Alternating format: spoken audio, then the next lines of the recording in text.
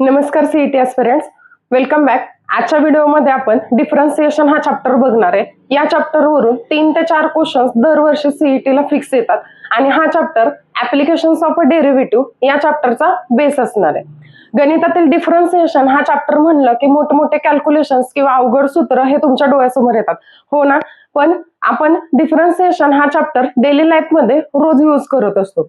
समजा जर तुम्ही गाडी चालवतात तर गाडीवर स्पीडोमीटर मधील एक काटा चेंज होत असतो, म्हणजेच तो हलत असतो. किंवा दुसरं जर एक्झाम्पल घ्यायचं म्हणलं तर टेबलवर जर चहाचा कप ठेवलेला असेल तर थोड्या थोड्या वेळानंतर हळूहळू काही कालावधीनंतर तो चहा थंड व्हायला लागतो. म्हणजेच काय होतोय तर बदल होतोय. मग तो जो बदल असणार आहे म्हणजेच रेट ऑफ चेंज असणार आहे त्यालाच आपण म्हणतो डिफरन्सिएशन. मग आजच्या या व्हिडिओमध्ये आपण डिफरन्सिएशन हा चॅप्टर पाठांतर न करता अगदी सोप्या भाषेत आणि डेली लाईफला कनेक्ट करून समजावून घेऊयात. तर चला सुरू करूयात. गणिताचा हा सेतू ओलांडूयात आणि कन्सेप्ट आपला क्लिअर करूयात. डेरिव्हेटिव्ह म्हणजे रेट ऑफ चेंज असणार आहे. मग एखादं फंक्शन जर आपण ग्राफवर पाहिलं तर तिथं डेरिव्हेटिव्ह आपल्याला सांगतो की ते फंक्शन किती स्पीडनं इन्क्रीज होतंय, म्हणजेच तो वर जात आहे किंवा किती स्पीडनं ते खाली येतंय, यालाच म्हणतात डेरिव्हेटिव्ह. मग डेरिव्हेटिव्ह म्हणजे काय, तर डेरिव्हेटिव्ह जर इन्क्रीज होत असेल तर ते फंक्शन पण इन्क्रीज होणार आहे. म्हणजेच डेरिव्हेटिव्ह जर तुमचा पॉझिटिव्ह येत असेल तर ते फंक्शन इन्क्रीजिंग फंक्शन असणार आहे. आणि सेम तसंच जर डेरिव्हेटिव्ह तुमचा निगेटिव्ह मध्ये येत असेल तर ते फंक्शन असणार आहे डिक्रीजिंग फंक्शन. आता आपण डिफरन्सिएशन मधील काही महत्वाचे रूल्स बघणार आहोत. पहिला रूल आहे कॉन्स्टंट रूल. कॉन्स्टंट रूल म्हणजे काय, कोणतीही कॉन्स्टंट टर्म असेल तर त्याचा डेरिव्हेटिव्ह नेहमी 0 येतो. म्हणजे d by d x of c is equal to 0. मग ह्याच्यासाठी एक्झाम्पल घेतला, आपल्याला जर 5चा डेरिव्हेटिव्ह फाइंड करायचा असेल तर d by d x of 5 is equal to काय असणार आहे, 0 असणार आहे. म्हणजे पहिली गोष्ट काय लक्षात ठेवणार आहे तुम्ही, तर कोणताही कॉन्स्टंट फंक्शन असू दे त्या कॉन्स्टंट फंक्शनचा डेरिव्हेटिव्ह हा नेहमी 0 असतो. त्याच पद्धतीने आता सेकंड रूल आहे बघा, पॉवर रूल. पॉवर रूल म्हणजे काय, एक्स रेस टू एन, कोणत्याही पॉवरचा रूल घ्यायचा असेल, एक्स रेस टू एनचा आपल्याला d by d x find करायचं असेल, d by d x of x raise to n. मग काय असणार आहे बघा, ही जी पॉवर असते तर ती पॉवर आपण 1 ने कमी करतो आणि तीच पॉवर मल्टिप्लाय मध्ये घेतो. म्हणजे बघा आता इथं एक्स ची पॉवर किती झाली, एन झाली. मग एन मल्टिप्लाय मध्ये घेणार आणि x raise to n minus 1 घेणार. म्हणजे एक्स रेस टू एन साठी फॉर्म्युला काय झाला, n into x raise to n minus 1 असणार आहे. म्हणजे इथं लक्षात काय ठेवायचं पॉवर रूलला, की पॉवर आपण 1 न कमी करत जातो. मग आता ह्याच्यासाठी एक एक्झाम्पल घेतलं बघा, एक्स रेस टू 5 याचा आपल्याला डेरिव्हेटिव्ह जर फाइंड करायचं असेल तर काय येणार आहे बघा, d by d x of x raise to 5. आताच आपण रूल बघितला होता, पॉवर आपण 1 ने कमी करत जातो. म्हणजे पॉवर पहिल्यांदा काय करणार आपण, पॉवर ऍज इट इज लिहून घेणार आणि एक्स रेस टू 5 मायनस 1 1 न पॉवर कमी केली. म्हणजे याचा आन्सर काय येणार आहे, एक्स रेस टू 5 चा derivative 5 x raise to 4. Next rule आहे बघा, कॉन्स्टंट मल्टिपल रूल. आता इथं शब्दातच आहे कॉन्स्टंट मल्टिपल रूल म्हणजे काय, की एखाद्या कोणत्याही कॉन्स्टंटनं एखाद्या फंक्शनला मल्टिप्लाय केलेलं असेल तर त्यावेळेस काय कसं काढायचं डेरिव्हेटिव्ह, तर चला बघूया. आता याचा डेरिव्हेटिव्ह काय येतं, सपोज एखादा सी कॉन्स्टंट फंक्शन आहे आणि एफ ऑफ एक्स हे दिलेलं फंक्शन आहे. मग आता याचा डेरिव्हेटिव्ह जर फाइंड करायचा असेल तर याचा डेरिव्हेटिव्ह काय येतो, सी जी कॉन्स्टंट टर्म आहे ती बाहेर ऍज इट इज राहणार आणि इथं काय लिहिणार आपण, f dash of x. Derivative लिहिताना फर्स्ट डेरिव्हेटिव्ह असेल तर आपण एफ डॅश ऑफ एक्स न डिनोट करतो, सेकंड डेरिव्हेटिव्ह असेल तर f double dash of x आणि nth डेरिव्हेटिव्ह असेल तर f raise to n into x असे आपण डेरिव्हेटिव्ह लिहित असतो.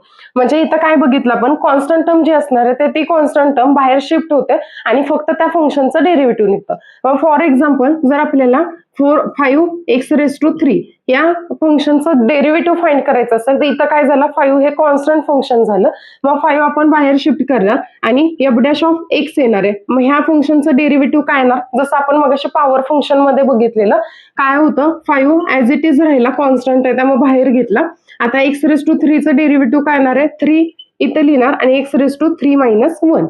म्हणजे काय येईल, 5 इंटू 3 15 आले, 15 इंटू एक्स रेस टू 2 म्हणजे 5 एक्स क्यूबचं डेरिव्हेटिव्ह कसं घेणार आहे आपण, 15 एक्स स्क्वेअर घेणार आहे. आता त्याच्यानंतर नेक्स्ट रूल असतो की सम आणि डिफरन्स साठी. जर 2 फंक्शन्स दिलेले असतील आणि 2 फंक्शन्स ऍडिशन मध्ये असू देत किंवा सबट्रॅक्शन मध्ये असू देत तर त्याचा डेरिव्हेटिव्ह कसा फाइंड करतो आपण, तर ते जे 2 फंक्शन्स दिलेले तर त्या 2 फंक्शन्स आपण सेपरेटली त्यांचा डेरिव्हेटिव्ह फाइंड करतो. म्हणजे फॉर एक्झाम्पल आपल्याला एक फंक्शन दिले बघा, f of x plus g of x. यांचा डेरिव्हेटिव्ह आपल्याला फाइंड करायचा आहे, तर आपण डेरिव्हेटिव्ह प्लस असू दे किंवा मायनस असू दे, हा दोन्हीसाठी रूल सेमच असणार आहे, ऍडिशन असू दे किंवा सबट्रॅक्शन साठी असू दे. मग काय करणार, पहिल्यांदा एफ ऑफ एक्सचं डेरिव्हेटिव्ह फाइंड करणार, म्हणजे हा काय होणार आहे derivative F dash of x plus minus जे कोणता साइन असेल ते देणार आहे, आणि त्याच्यानंतर जी डॅश ऑफ एक्स, म्हणजे हा डेरिव्हेटिव्ह त्याचा झाला. आता याच्यासाठी एक एक्झाम्पल बघूयात बघा. एक एक्झाम्पल घेतलं आपण 3x प्लस 2x² याचा जर डेरिव्हेटिव्ह फाइंड करायचा तर पहिल्यांदा आपण 3x चा डेरिव्हेटिव्ह फाइंड केला. आता 3x चा डेरिव्हेटिव्ह किती येणार आहे, इथं 3 येणार आहे, कारण हा कोणता इथं रूल कसा वापरला आपण, हा कॉन्स्टंट मल्टिपल रूल वापरला.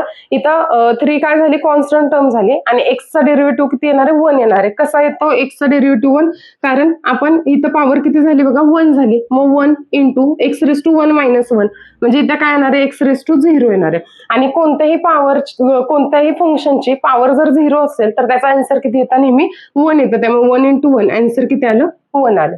मग आता पहिल्या फंक्शनचा डेरिव्हेटिव्ह 3 आला, प्लस आता 2x² चा डेरिव्हेटिव्ह काढायचा आहे. इथं पण 2 कॉन्स्टंट आहे, बाहेर घेतलं. आता x² चा डेरिव्हेटिव्ह काढायचा आहे, 2 इथं घेतला, x⁻2 - 1 म्हणजे आन्सर किती येणार आहे, 1 येणार. मग 3 + 2 × 2 4x, म्हणजे डेरिव्हेटिव्ह काय आला, 3 + 4x आला. आता आपण डिस्कस करूया ट्रिग्नोमेट्रिक फंक्शन्सचे डेरिव्हेटिव्ह कसे फाइंड करायचे ते. 9th पासून तुम्ही ट्रिग्नोमेट्री शिकत आला, त्यामुळे तुम्हाला ट्रिग्नोमेट्री म्हणजे काय किंवा कोणते रूल्स असतात तिथं ते तुम्हाला माहिती आहेत, कोणते रेशो असतात ते तुम्हाला माहिती आहे. टोटल 6 रेशो असतात, आणि त्या 6 रेशोंचा डेरिव्हेटिव्ह आपल्याला फाइंड करायचा, त्यालाच म्हणणार आहे ट्रिग्नोमेट्रिक रेशोज म्हणून. मग आता बघा, ट्रिग्नोमेट्रीचे डेरिव्हेटिव्ह फाइंड करताना एक महत्वाची गोष्ट लक्षात ठेवायची, जे कोणते अँगल सी न स्टार्ट होतात, म्हणजे रेशो बघा कोणते कोणते सी न स्टार्ट होतात, कॉस एक्स असेल, कॉट एक्स असेल किंवा कोसेक एक्स असेल, हे तिन्ही रेशो असतील, तर हे तिन्हीच्या तिन्ही जे रेशो असतील तर ते नेहमी निगेटिव्ह मध्ये येतो, म्हणजे त्यांचा डेरिव्हेटिव्ह जो असतो तो निगेटिव्ह मध्ये येतो. मग आता बघा इथं बघूयात आपण, आता साइन एक्सचा डेरिव्हेटिव्ह हा कॉस एक्स असतो, आणि कॉस एक्सचा डेरिव्हेटिव्ह किती येतो, मायनस साइन एक्स असतो. म्हणजे हे दोन्ही रेशो तुम्हाला पाठ करायला सोपे आहेत बघा. हे दोन्ही एकमेकांचे अल्टरनेट होतात, चेंज होतात, फक्त साइन मायनसचा लागणार आहे. कोणत्या रेशोला मायनसचं साइन लागतं, जे सी न स्टार्ट होणारे रेशो असतील तर त्यांना मायनसचं साइन लागतं. त्याच्यानंतर टॅन एक्सचा डेरिव्हेटिव्ह असतो sec² x. त्याच्यानंतर कॉट एक्स, जसं आता मी तुम्हाला सांगितलं बघा, कॉट एक्स सी न स्टार्ट होतोय त्यामुळे मायनस मध्ये येणार आहे. कॉट एक्सचा काय येणार आहे, मायनस cosec² x येणार आहे. सेक एक्सचा काय असतो, सेक एक्स टॅन एक्स असतो, आणि लास्ट आहे तो कोसेक एक्स आहे, तर सी ने स्टार्ट होतो त्यामुळे अगेन मायनस साइन येणार आहे, minus cosec x × cot x. हे 6 रेशो आहेत जे ट्रिग्नोमेट्रीचे, त्यांचा डेरिव्हेटिव्ह आपण आता बघितलं. आता एक्झाम्पल आलं तर एक्झाम्पल कसं सॉल्व्ह करायचं बघा. एक एक्झाम्पल घेऊयात. आपल्याला डेरिव्हेटिव्ह जर फाइंड करायचं असेल cos x + 3x, म्हणजे इथं काय झालं बघा, ऍडिशनचं फंक्शन आहे, त्यामुळे आपण मगाशी रूल बघितलेला, सम अँड डिफरन्स रूल बघितलेला, तो रूल आपल्याला इथं वापरायला लागणार आहे. म्हणजे फर्स्ट फंक्शन इथं f of x cos x आहे, आणि g ऑफ x काय आहे, 3x आहे. मग cos x चा डेरिव्हेटिव्ह काय तो आताच बघितलं, सी न स्टार्ट आहे, निगेटिव्ह येणार आहे, आणि cos x चा डेरिव्हेटिव्ह काय तो मायनस साइन एक्स येतो, प्लस 3x चा डेरिव्हेटिव्ह, x चा डेरिव्हेटिव्ह मगाशी बघितलेला आपण, x चा डेरिव्हेटिव्ह 1 येतो, आणि 3 कॉन्स्टंट टर्म आहे त्यामुळे 3 × 1 आन्सर किती येणार आहे, 3. म्हणजे cos x + 3x याचा डेरिव्हेटिव्ह किती असणार आहे, minus sine x + 3. Next function आहे बघा, इनव्हर्स ट्रिग्नोमेट्रिक फंक्शन. या फंक्शन्स मधले जरी फॉर्म्युले तुम्हाला मोठे दिसत असेल, लेंदी दिसत असेल, तरी सुद्धा हे फॉर्म्युले पाठ करायला किंवा लक्षात ठेवायला सोपे आहेत. कारण 6 फॉर्म्युले दिसत असेल तरी आपल्याला फक्त 3 फॉर्म्युले लक्षात ठेवलेले असतील, तर बाकीचे 3 फॉर्म्युले आपोआप लक्षात राहतात. कारण साइन आणि कॉसचे फॉर्म्युले सेम असतात, तिथं फक्त मायनसचा डिफरन्स राहतो. ते सेम तसंच टॅन आणि कॉटचे सेम असतात, आणि त्याच्यानंतर सेक आणि कोसेकचे सेम असतात, फक्त साइन अल्टरनेट राहतं. मग आता पहिला बघा, पहिला असणार आहे साइन इनव्हर्स ऑफ एक्स. मग साइन इनव्हर्स ऑफ एक्सचा डेरिव्हेटिव्ह किती येणार आहे, 1/√1 मध्ये 1 - x². फक्त कंडिशन काय असणार आहे, एक्सची व्हॅल्यू ही ±1 नकोय. का नकोय बघा, एक्स जर 1 असेल तर 1 चा स्क्वेअर किती येणार आहे, 1 येणार आहे, आणि 1 - 1 0, √0 म्हणजे आन्सर आलं 0, आणि 1/0 म्हणजे हा काय होतो, इन्फिनिटी फॉर्म मध्ये जातो. सेम तसंच -1 चा जर डेरिव्हेटिव्ह काढला आपण, -1 चा जर स्क्वेअर घेतला तर -1 चा स्क्वेअर हा +1 येणार आहे, अगेन 1 - 1 0 होणार आहे. त्यामुळे इथं कंडिशन काय असते, x is not equal to +-1. Same तोच फॉर्म्युला खाली कॉस साठी येणार आहे, कॉस इनवर्स ऑफ एक्स साठी. फक्त चेंज काय होणार आहे इथं, मायनस साईन येणार आहे. म्हणजे साईन इनवर्स ऑफ एक्सचं डेरिव्हेटिव्ह किती येतं, 1/√1 मायनस एक्स स्क्वेअर. आणि कॉस एक्सचं डेरिव्हेटिव्ह किती येतं, तर -1/√1 मायनस एक्स स्क्वेअर येतं. दोन्हीसाठी कंडिशन सेम तीच राहणार आहे, X is not equal to +1 और -1. आता नेक्स्ट आहे बघा tan inverse of X. Tan inverse of एक्सचं काय असणार आहे, 1/1 प्लस एक्स स्क्वेअर. म्हणजे इथं रूट मध्ये होतं फंक्शन, इथं काय होणार आहे, रूट मध्ये नसणार आहे आणि प्लस मध्ये 1 + x स्क्वेअर. मग हा जर प्लस मध्ये तर कॉट काय असणार आहे, मायनस मध्ये. डेरिव्हेटिव्ह सेमच राहणार, फक्त साइन मध्ये चेंज होणार. त्याच्यानंतर sec inverse of X. Sec inverse of एक्सचं डेरिव्हेटिव्ह काय येतं, 1/mod(x) स्क्वेअर रूट मध्ये एक्स स्क्वेअर मायनस 1. आता इथं कन्फ्युजन काय होतं तुमचं, प्रत्येक ठिकाणी 1 आहे, प्रत्येक ठिकाणी एक्स स्क्वेअर आहे. मग कधी प्लस, कधी एक्स स्क्वेअर पुढे असणार आहे, कधी 1 पुढे असणार आहे, तर ते फक्त लक्षात ठेवायचं. आता पहिले जे आपण 4 फॉर्म्युले बघितलेले, तर 4 फॉर्म्युलांमध्ये काय होतं, इथं बघा पहिल्या 2 मध्ये 1 - एक्स स्क्वेअर होतं, नंतरच्या 2 मध्ये 1 + एक्स स्क्वेअर होता, आणि नंतर जे असणार आहे एक्स स्क्वेअर मायनस 1, म्हणजे अपोजिट, फक्त त्यांचे चेंज केलेले. मग साइन इनवर्स ऑफ एक्सचं डेरिव्हेटिव्ह किती येतं, 1/mod मध्ये x square root of x square minus 1. मग सेक बघितला पण, सेक पॉझिटिव्ह मध्ये येते, म्हणजे कोसेक काय असणार आहे, निगेटिव्ह मध्ये असणार. म्हणजे आन्सर काय येणार आहे, -1 divided by mod of x square root of x square minus 1. आणि इथं कंडिशन्स काय असतात, x is not equal to -1 and 0, plus -1 आणि 0. म्हणजे एक्सच्या 3 कंडिशन्स आपण इथं घेत नाही, x is equal to 1, x is equal to -1 आणि एक्स इज इक्वल टू 0. कारण ह्या तिन्ही जरी कंडिशन्स घेतलेल्या असतील तर ते फंक्शन आयदर इन्फिनिटी मध्ये जाते किंवा कॉम्प्लेक्स नंबर मध्ये जाते, म्हणजे square root of -1 imaginary number मध्ये येते. त्यामुळे या 3 कंडिशन्स आपण घेत नाहीत. नेक्स्ट फंक्शन आहे एक्सपोनेन्शियल फंक्शन आणि लॉगरिथमिक फंक्शन.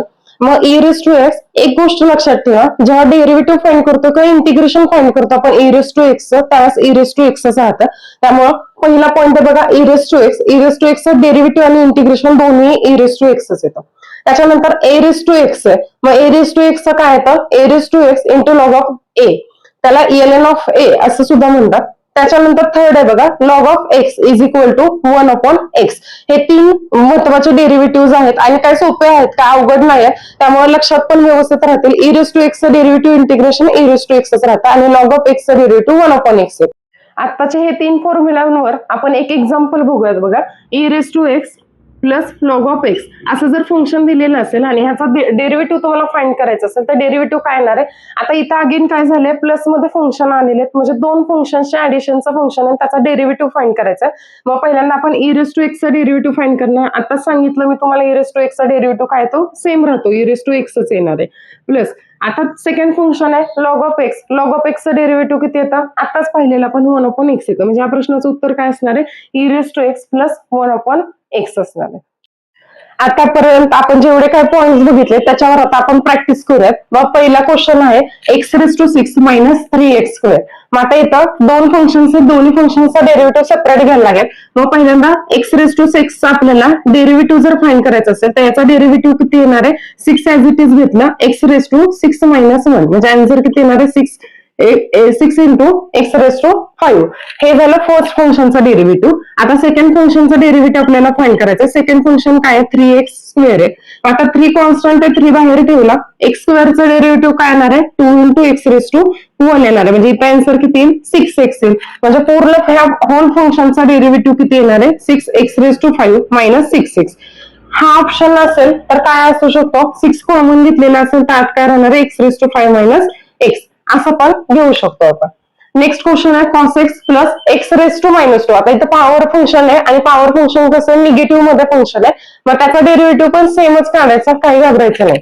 मग आता बघा इथं log x derivative cos x आहे. cos x चं डेरिव्हेटिव्ह काय येतं, मग अशीच बघितलं आपण, cos चं डेरिव्हेटिव्ह साइन असताना sin स्टार्ट होतं, त्यामुळे निगेटिव्ह मध्ये येणार आहे. मग cos x चं डेरिव्हेटिव्ह येणार आहे -sin x येणार आहे. आता x⁻² चं डेरिव्हेटिव्ह जसं पॉवर फंक्शन आपण बघितलेलं, पॉवर रूल बघितलेलं, त्याच्यानुसारच काढायचं. हे -2 आहे, इथं प्लस घेऊयात, -2 ऍज इट इज ठेवलं इंटू x⁻² - 1 असणार आहे. म्हणजे काय येईल, -sin x - 2 into x⁻³ हा ऑप्शन असू शकतो किंवा काय काय वेळेस काय केलेलं असतं ऑप्शन मध्ये हा x⁻³ म्हणजेच काय असणार आहे बघा, हा minus sine x as it is लिहिला -2 आणि x⁻³ म्हणजेच काय असणार आहे ते रिव्हर्स ऑर्डर मध्ये इंटू 1/x⁻³ मग तेच लिहिताना कसं लिहितात मायनस साइन एक्स -2/x⁻³ ह्या 3 स्टेप मधला कोणताही एक ऑप्शन असेल तर ते ऑप्शन करेक्ट आन्सर असणार आहे. Next question 5x⁴ + 2. आता इथं काय करणार 5 कॉन्स्टंट टर्म आहे 5 ऍज इट इज लिहिलं त्याच्यानंतर x⁴ डेरिव्हेटिव्ह घ्यायचं 4 घेणार x⁴ - 1 आन्सर आलं 3 आणि इथं 2 फंक्शन कसं येणार आहे 2 कॉन्स्टंट फंक्शन आहे आणि कॉन्स्टंट फंक्शनचा डेरिव्हेटिव्ह हा नेहमी 0 येतो त्यामुळे याचा डायरेक्ट आन्सर काय येणार 5 × 4 20 x⁻³ हे झालं या प्रश्नाचं उत्तर. हा होता डिफरन्सिएशन चॅप्टरचा पार्ट 1. नेक्स्ट पार्ट मध्ये भेटूया जिथं आपण चेन रूल आणि प्रोडक्ट रूल शिकणार आहोत. व्हिडिओ आवडला असल्यास व्हिडिओला लाईक करा, व्हिडिओ तुमच्या मित्रांपर्यंत शेअर करा जेणेकरून गणिताचा हा सेतू त्यांच्यापर्यंत पोहोचेल. सीईटी ही एक्झाम आहे तर ती स्पीड आणि अॅक्युरेसीवर असते त्यामुळे डेली 20 एक्झाम्पल्स तुम्ही सॉल्व्ह करा, फॉर्म्युला नोटबुक मेंटेन करा. भेटूयात नेक्स्ट व्हिडिओमध्ये. जे कोणी चॅनलला नवीन असाल त्यांनी गणित सेतू या चॅनलला सबस्क्राईब करा, कारण तुमच्या मनात असेल यशाचा हेतू तर मार्ग सोपा करेल Ganit Setu. All the best future engineers.